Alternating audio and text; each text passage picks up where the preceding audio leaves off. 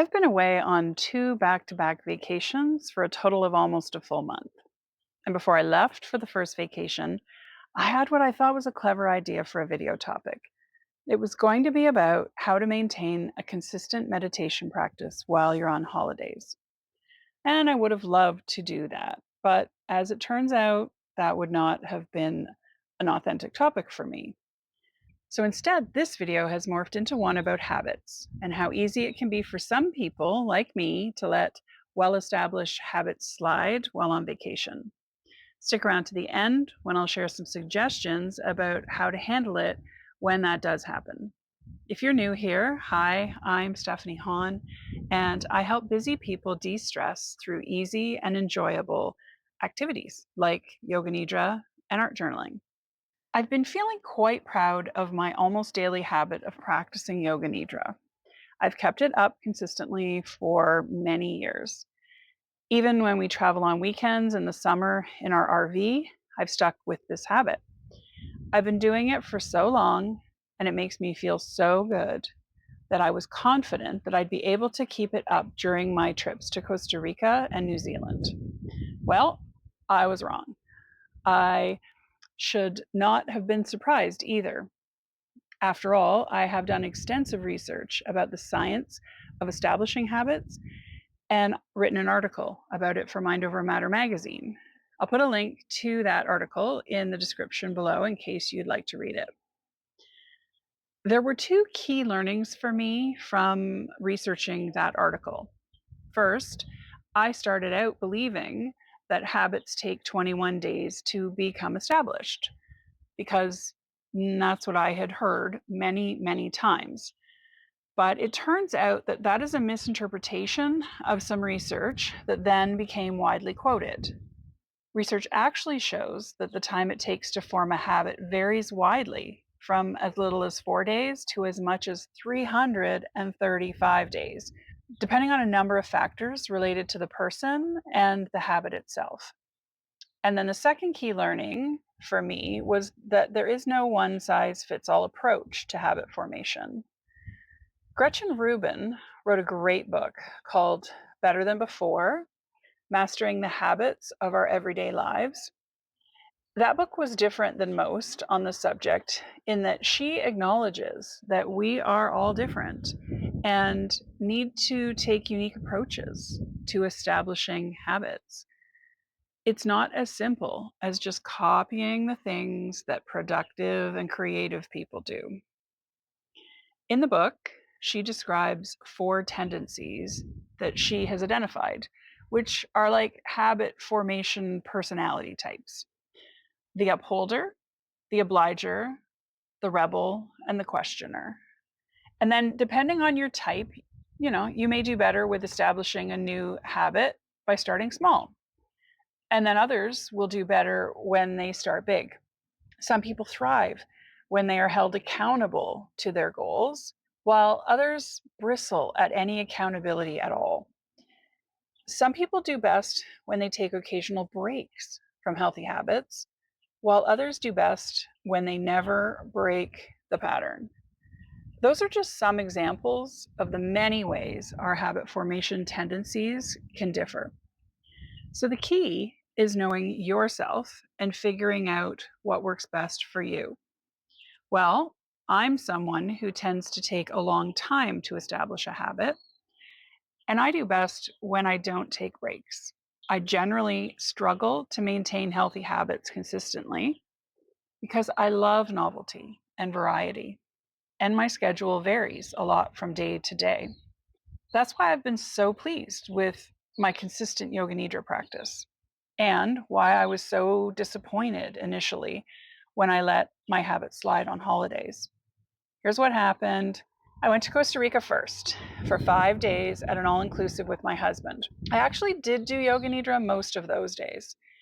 Even though I was away from home, I had a ton of free time on that holiday, so it was fairly easy to do an afternoon session most days.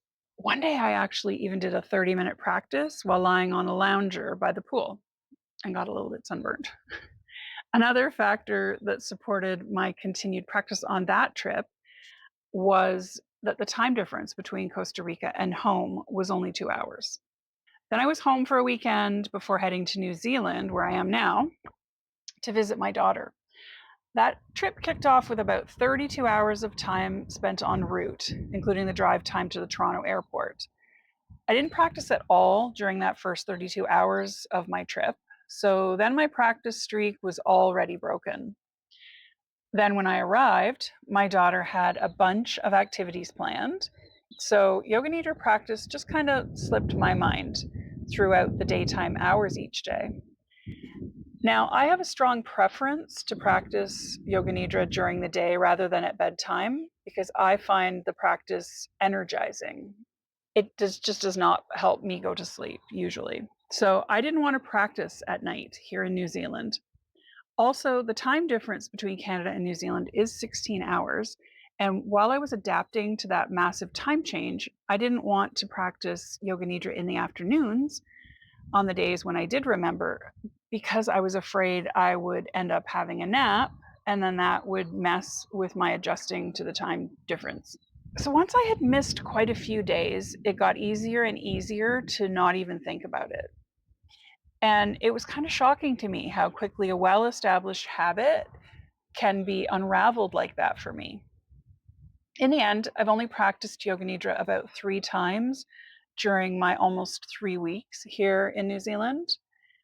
So instead of sharing tips about how to maintain a practice throughout a vacation, I'm going to share some tips about how I plan to reestablish my yoga nidra habit once I get home later this week. Tip number 1, I'm being very kind to myself. After the first week here, I released any pressure I felt to keep up my practice while I was away. I've been reminding myself that taking a break is not a failure.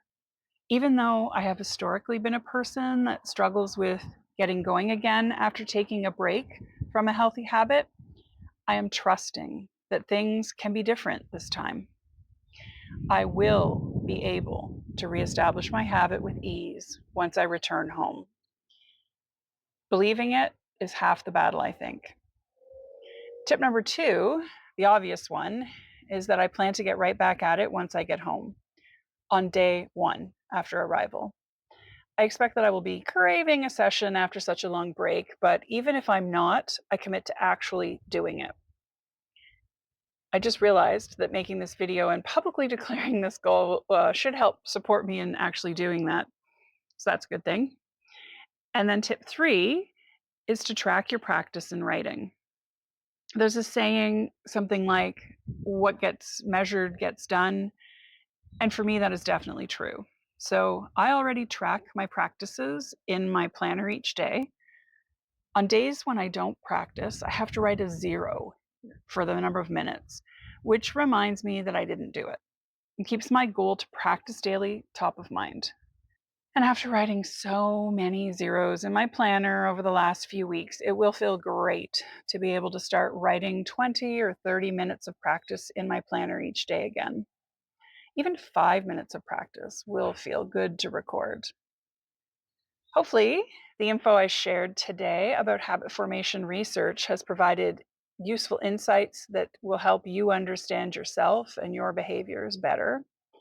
And I also hope that this tale of my personal struggle to maintain a habit will help you be kind to yourself if you ever face a similar challenge, whether it's a vacation that throws a wrench in your usual routine or whether it's something else.